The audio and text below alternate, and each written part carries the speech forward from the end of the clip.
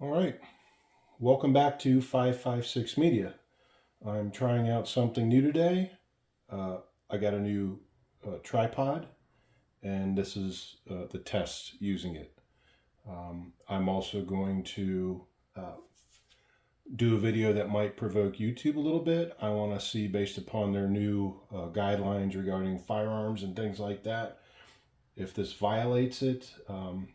From what I've seen, it does not. So we're just going to test it out, and you're here for the ride.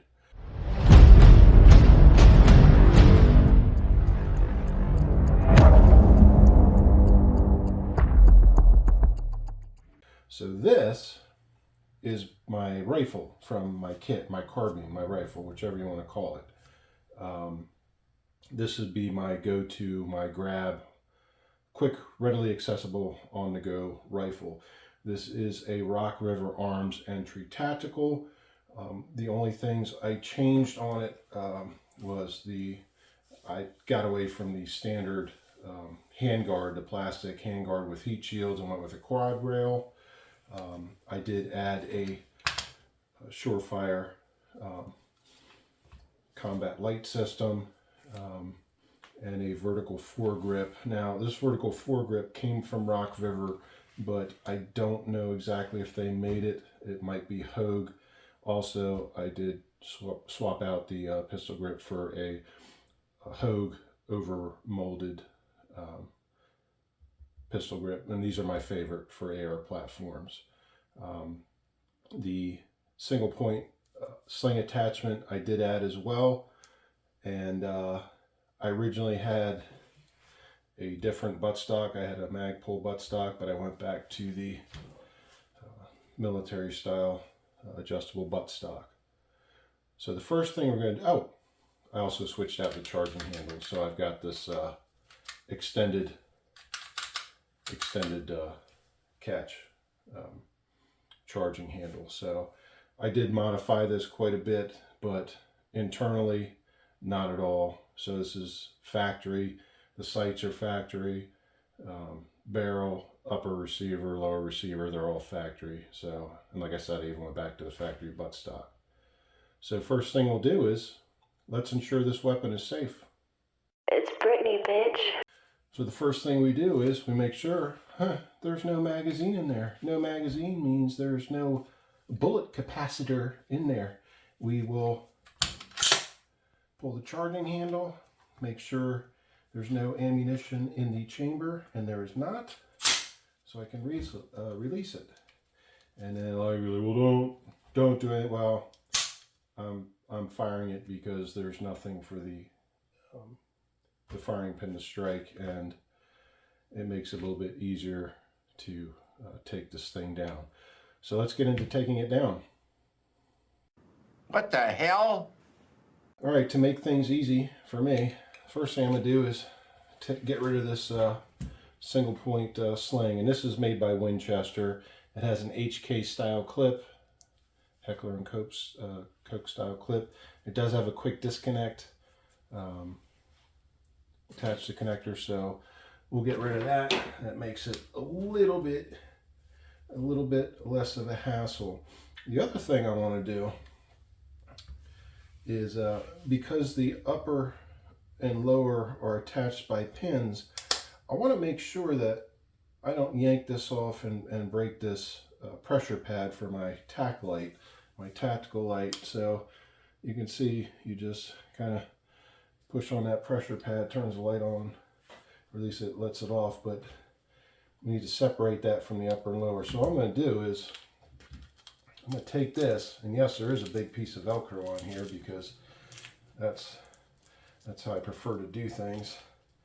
I'm going to take that off real quick, and I'm actually going to, you're not going to like this, but I'm actually going to take the whole thing off because I need to do some modifications to it anyway and reattach it. So at this point, I'm actually doing maintenance too on this thing.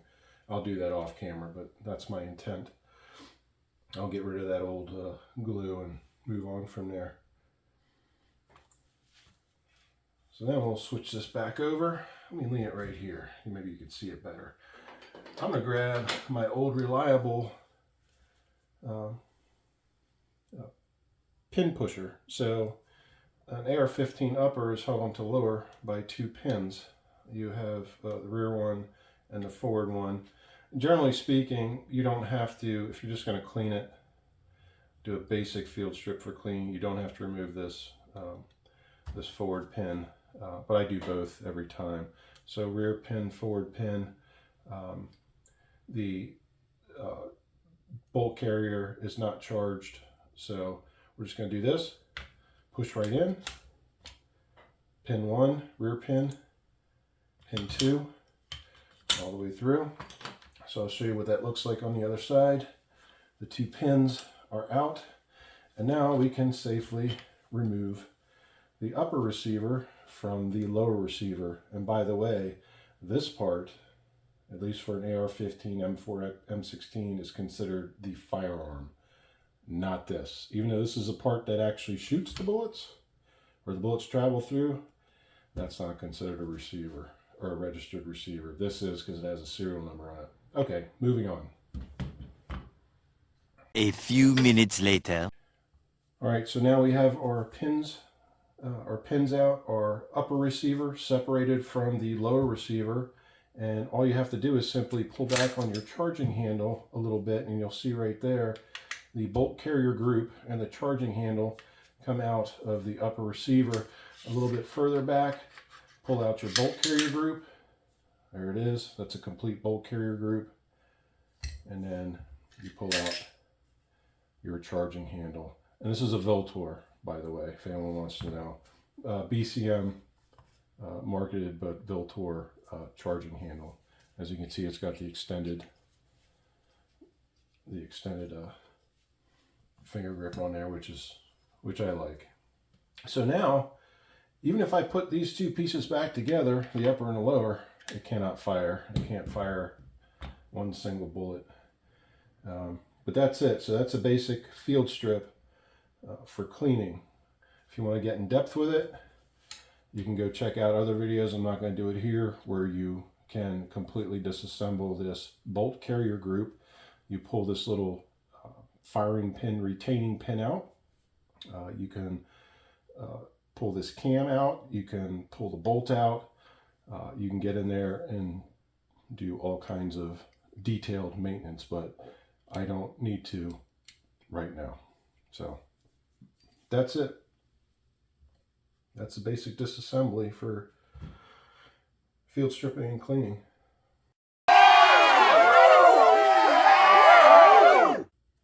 All right, so to put it back together, first I'm going to turn the upper upside down. I'm going to put the charging handle in, and there's a couple little slots that it fits in. I'm sure you heard that. I'll take it back out again, put it in, a couple little slots where it fits in. Don't put it in all the way. Make sure your bolt is extended. Slide your bolt in directly underneath. They both fit at the same time, and then push them both in. You hear that locked. So now the bolt carrier group and the charging handle are back in place. I'm going to close this dust cover just because I'm picky. And now we'll put the top half and the lower half back together. Now what I like to do, and people are different, you don't have to do this, but I like to pull the hammer back, and I'll put it on safe to make sure that the hammer doesn't I don't actually accidentally pull the trigger. This hammer comes forward, it's probably going to damage this this lower receiver, and we don't want that to happen. So first things first, pop it back in, and very easy peasy. The 2 pins go back. Oops, let me do the right ones. There we go. There's 1, there's 2. The AR-15 is now back together, the upper and lower receiver. That's how easy it is. And like I said, I'm going to do some modifications to this, to the pressure pad, but that's for outside of this video. So there you go. And then charge it, function check, it's on safe, not firing, on fire, fires, everything's good to go. So that's it. That is your basic takedown of your AR-15, M4, M16 platform. So hope this works out, hope this helps you, hope this camera system, this camera angle, and everything else works out. And leave your comments below if you have any questions, concerns, things like that. I'd be happy to read them and review them and respond to them. So that's it for now. Thanks for watching, liking, commenting, and subscribing. Catch you on the next one.